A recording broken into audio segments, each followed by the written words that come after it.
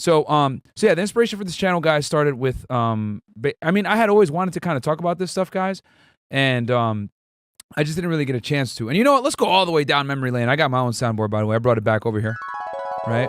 Brings back memories of me doing the Gains podcast by myself. But anyway, so how this all started, guys, as you guys know, we dealt with a bunch of hate. I've been dealing with a bunch of hate. And back in like August, someone doxed me, bro. And they pretty much put out my real name.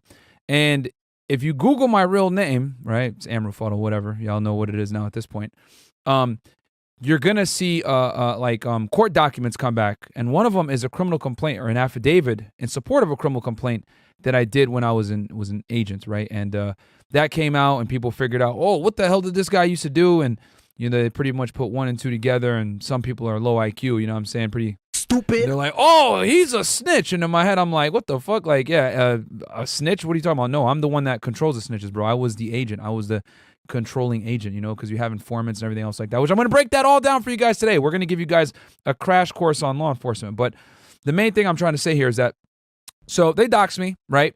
And at that point, we had to do that 5-hour video, right?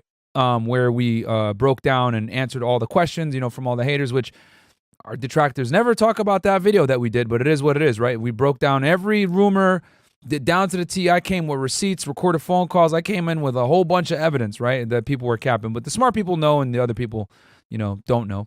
And one of the questions I was asked is, hey, Myron, what did you do in the past? You know, there's some talk about you being a snitch or whatever the fuck. And I was like, okay, guys, I used to be a special agent of Homeland Security Investigations. It is what it is. That's what I used to do. I'm very proud of it. I'm very happy that I did it. It was a great career. And honestly, the reason why I didn't really like talk about it is because I wasn't sure, like, I wanted to go back, bro. Like, I wanted to honestly go back and do the job. Like, you know, granted, it's not like the same financially. Like, I make way more now than I did back then. But that was a great job. It was a lot of fun, man. I really enjoyed it. It was a 6-figure job. You know, we'll talk about how feds get paid too versus state as well. We'll break that all down for you guys. But it was a fantastic career, and I really enjoyed it. And you know, when all that crap happened, I kind of had to like set the record straight and let people know. But obviously, in the process, you know, I might have shot myself in the foot for getting back with them. But you know, it is what it is, man. It was a fantastic career. I got nothing bad to say. And that's kind of how this all started. And then from there, once I had to come out about what I used to do, I did an episode with DJ Academics on Spotify. It actually trended for a while.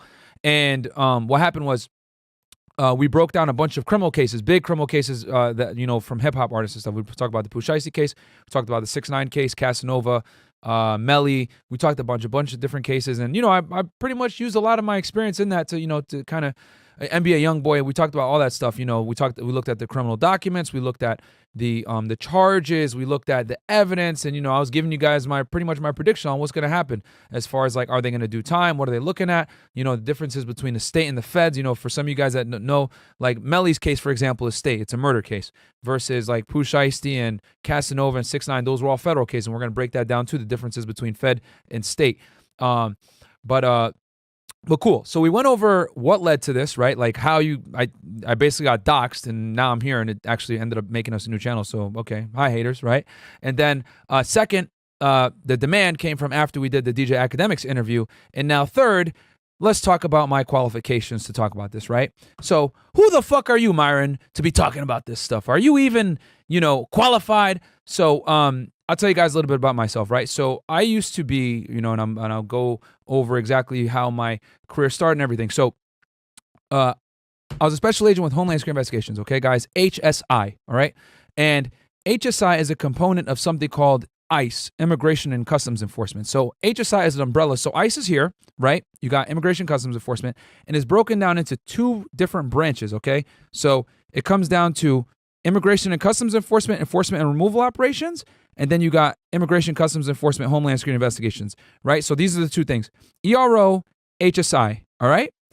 ERO, guys, is responsible for deporting illegal aliens, carrying out administrative immigration law, finding illegal aliens, reentries, whatever it may be, and actually physically arresting them and deporting them under Title 8. Title 8, guys, the United States is the Immigration Nationality Act, INA, okay? So that's what ERO does, all immigration, okay? They are one component of ICE. They're half of ICE.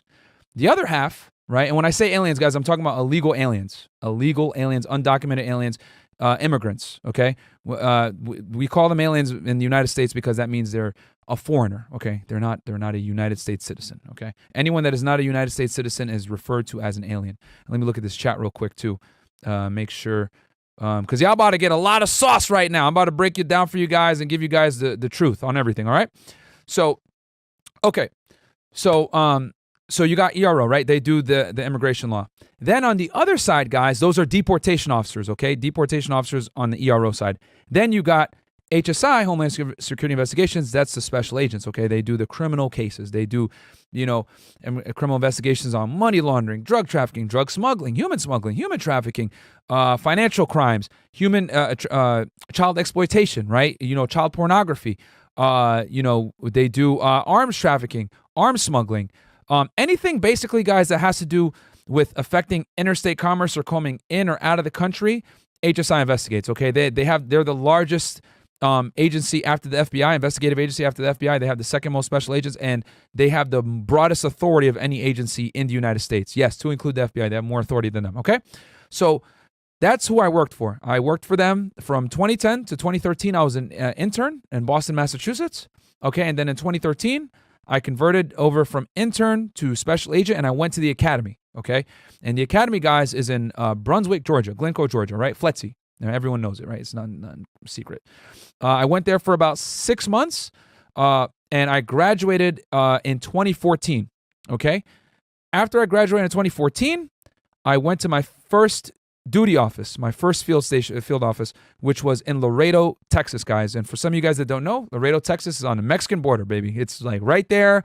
It's literally you could throw a rock, like me, that island over there, that's Mexico, bro. And I'm here in the United States in Laredo. Like it was that fucking close, all right? I was able to, you could literally throw a rock into Mexico, right? And on the other side of Laredo was a town called Nuevo Laredo, okay, which is in the Mexican state of Tamaulipas, all right?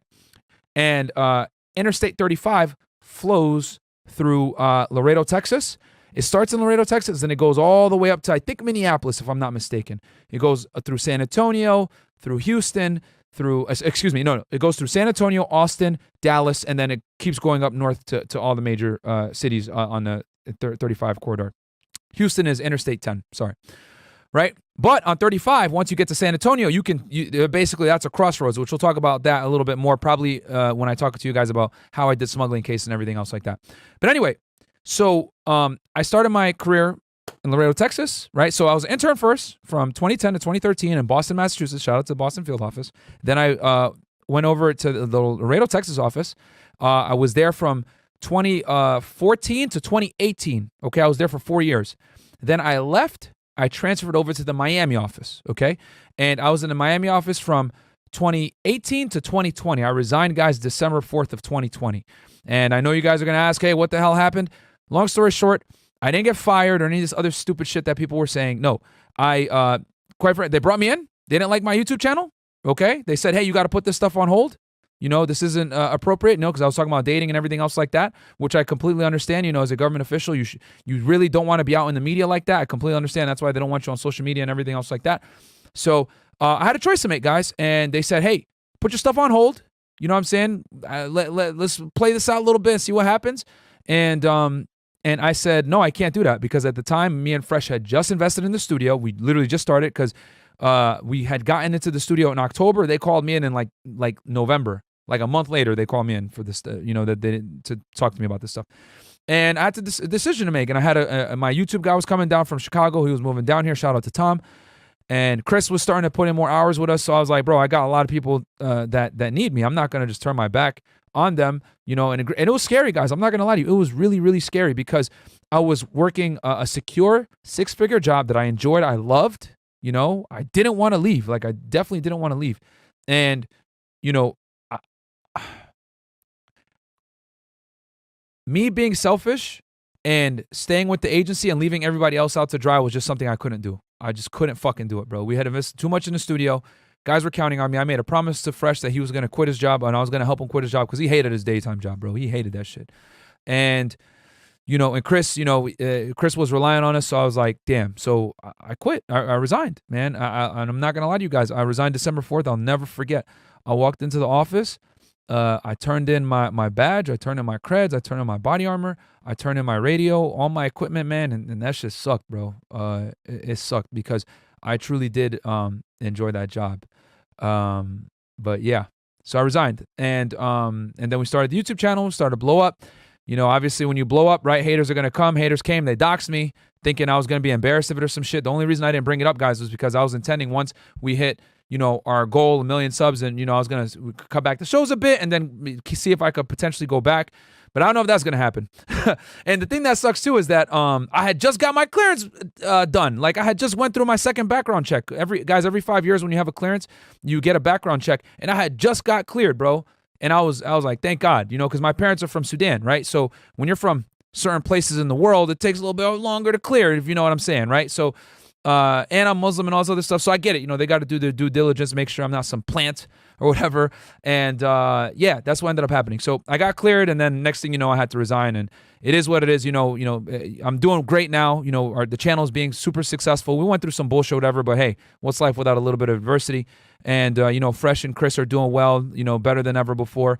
I'm doing great. And, you know, it sucks, but, you know, fuck it. I'm just going to share this knowledge with you guys, educate you guys a little bit about how law enforcement works. And that is my experience. So